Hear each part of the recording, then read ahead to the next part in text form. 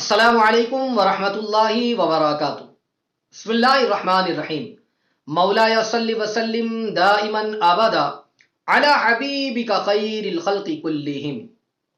ناظرین محترم، اگر کوئی شخص کسی کام کے حوالے سے استخارہ کرنا چاہتا ہو، یہ کام میرے لیے بہتر ہے یا نہیں، یہ کام کروں یا نہ کروں، تو یاد رکھے آج اسی کے حوالے سے ایک استخارے کا طریقہ یا خبیروں کے ذریعے انشاءاللہ بیان کیا جائے گا۔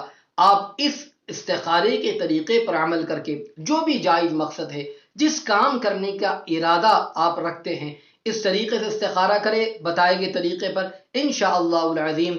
جو بتایا جا رہا ہے اس طریقے پر استخارہ کریں گے تو انشاءاللہ خواب کے اندر اس کے اشارات آپ کو ملنا شروع ہو جائیں گے۔ آئیے استخارے کا طریقہ آپ سماعت کریں۔ اس سے پہلے گزارش کروں گا کہ اگر ابھی تک آپ نے ہمارے چینل کو سبسکرائب نہیں کیا تو آپ ابھی ہمارے چینل کو سبسکرائب کر دیں، بیل بٹن دبانا نہ بھولیں تاکہ ہماری آنے والی ہر نئی اسلامی اور روحانی ویڈیو کی نوٹیفیکیشن سب سے پہلے آپ تک پہنچے۔ آئی بٹن پر بھی کلک کر دیں تاکہ اس سے پہلے جو استخارے کے طریقے بتائے گئے آپ انہیں بھی سماعت کر کے اسے پڑھ کر اس کی بھی برکتوں سے مالا مال ہوں۔ تو ناظرین محترم، اگر کوئی شخص کسی بھی کام کے حوالے سے استخارہ کرنا چاہتا ہے، یہ کام کروں یا نہ کروں، یہ میرے لیے بہتر ہے یا نہیں، یا اس میں میرے لیے کیا چیز جو ہے نقصان تو نہیں پہنچائے گی، اس حوالے سے اگر وہ جاننا چاہتا ہے تو یاد رکھے جمعرات کا دن وہ روزہ رکھے، اور دن بھر روزہ رکھنے کے بعد جو شب جمعہ ہوگی اس میں اس طریقے کا استخارہ کرنا ہے۔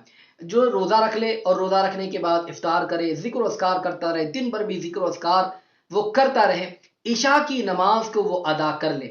عشاء کی نماز ادا کر لینے کے بعد اب ایک جگہ پر جہاں اس نے استخارہ کرنا ہے، ایک کمرے میں، وہاں جائے، اول اور اخیر 11 مرتبہ درود مبارکہ پڑھیں، اور پھر اللہ جو ہے سورہ صافات کی آیت نمبر 180، 181 اور 182، 180، 181 اور 182، یہ تین آیت مبارکہ، ان تینوں آیت مبارکہ کو 11 مرتبہ پڑھیں۔ بسم اللہ الرحمن الرحیم۔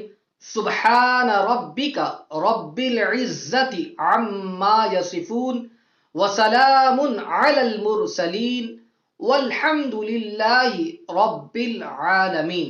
ان تینوں آیتوں کو 11 مرتبہ وہ بندہ پڑھ لے، اور پھر اس کے بعد اللہ تبارک و تعالیٰ کے اس نام مبارکہ کو اس طریقے سے یا خبیر اخبرنی 1100 مرتبہ پڑھے، اور جو ہے اول اخیر 11 مرتبہ درود شریف کے ساتھ جب اسے پڑھ لے، اب جس حوالے سے وہ استخارہ کرنا چاہتا ہے وہ دعا کر لے، اللہ کی بارگاہ میں جائز حاجت کا سوال کر لے، جو میرے حق میں بہتر ہو اس چیز کے حوالے سے اللہ تبارک و تعالیٰ انشاءاللہ جو ہے آگاہ فرما دے گا۔ خواب کے ذریعے اسے پتا چل جائے گا کہ اس کے لیے یہ کام بہتر ہے یا بہتر نہیں ہے۔ وہ صاف ستھرے بستر پر وہ سو جائے، درود شریف پڑھتا ہوا، ذکر کرتے ہوئے، انشاءاللہ رات کو جو ہے اس حوالے سے اسے پتا چل جائے گا۔ تو اس طریقے سے شب جمعہ کو یہ عمل کرنا ہے، جمعرات کے دن روزہ رکھے اور بتائے گئے طریقے سے رات کے وقت میں اس عمل کو کریں، انشاءاللہ العظیم خواب کے ذریعے اسے پتا چل جائے گا کہ کس طریقے سے یہ کام کرنا اس کے لیے بہتر ہے یا نہیں انشاءاللہ۔ اللہ تعالیٰ ہم تمام کو عمل کی توفیق عطا فرمائے اور اپنے نام مبارکہ کی برکتوں سے مالا مال فرمائے، آمین۔ السلام علیکم ورحمۃ اللہ وبرکاتہ۔